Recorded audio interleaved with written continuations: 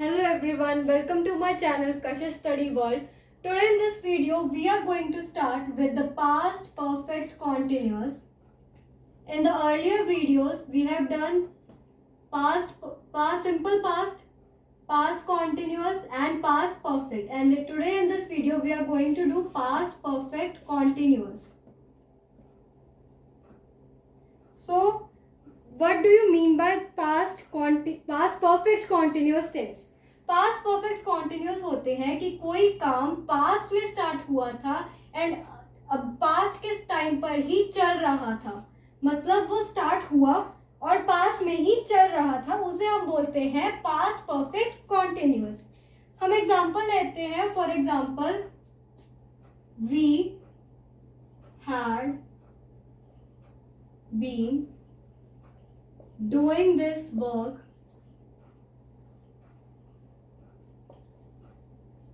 from past 2 hours.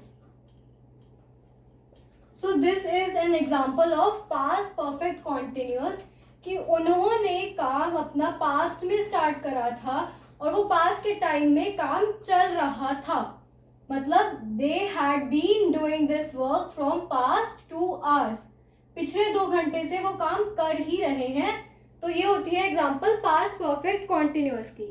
अब हम देखेंगे टाइप्स ऑफ सेंटेंसेस, मतलब फॉर्मेशन ऑफ सेंटेंसेस देखेंगे इन पास्ट परफेक्ट कॉन्टिन्यूस. सबसे पहले हमारे पास होते हैं एफर्मेटिव सेंटेंसेस, जिन्हें हम पॉजिटिव सेंटेंसेस भी कह सकते हैं. Affirmative sentences. एफर्मेटिव सेंटेंस में सबसे पहले सब्जेक्ट आता है, उसके बाद हमारा हेल्पिंग वर्ब, जो कि पास्ट में हम सिर्फ हैड यूज करते हैं परफेक्ट में, परफेक्ट कॉन्टिन्यूअस में. एंड उसके बाद कॉन्टिन्यूअस का बीन आएगा, जैसे हमने पिछले सेंटेंस में कहा था वी हैड बीन. एंड उसके बाद आएगी प्रेजेंट पार्टिसिपल फॉर्म.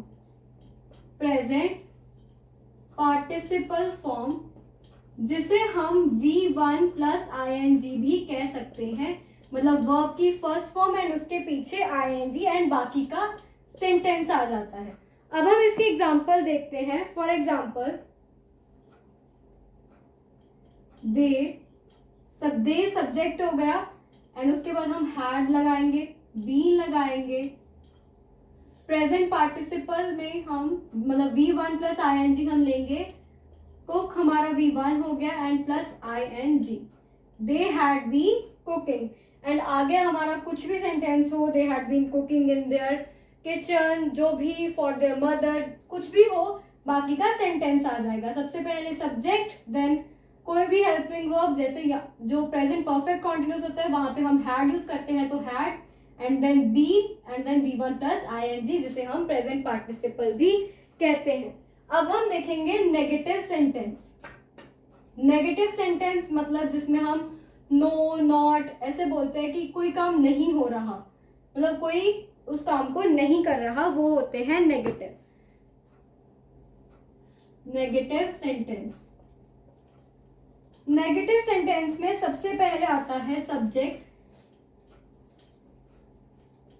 फिर हमारा हेल्पिंग वर्ब आता है, that is had, not, then been आएगा एंड देन हमारी प्रेजेंट पार्टिसिपल फॉर्म आएगी, that is V1 plus ING and बाकी का सेंटेंस.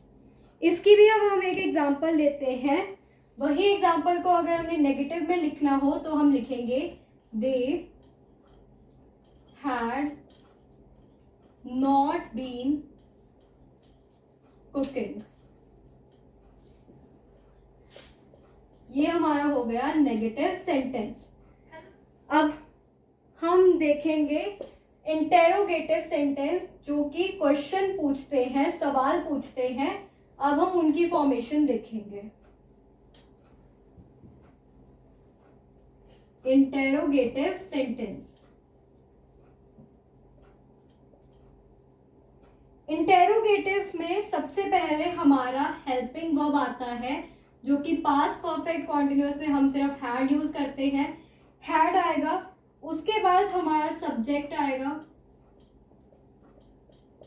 देन बीन आएगा, हैड दे बीन, ऐसे आएगा। बीन के बाद present participle form, present participle form and बाकी का सेंटेंस। इसके हम एग्जांपल लेते हैं, हैड दे बीन कुकिंग।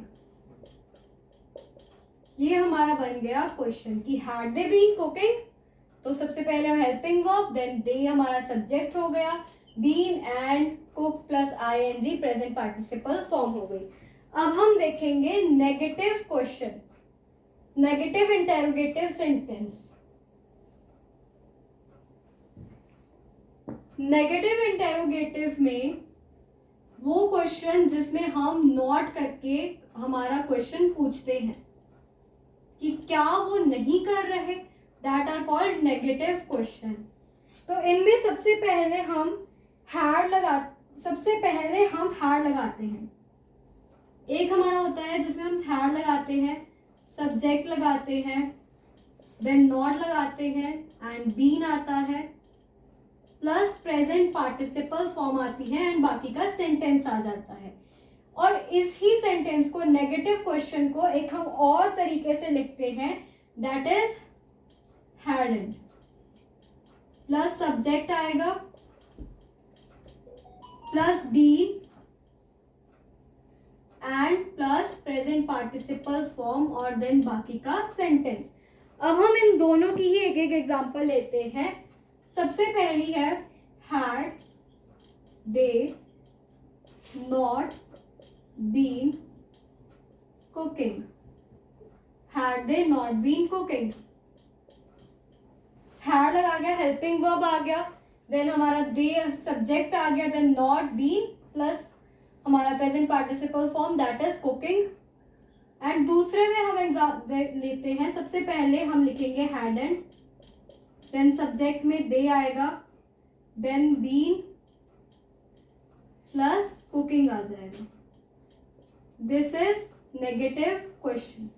ये दोनों ही तरीके सही होते हैं, आप किसी भी तरीके से इसे लिख सकते हो। So this is all in today's video. In the next video we will start with the future tense. तब तक के लिए बाय बाय।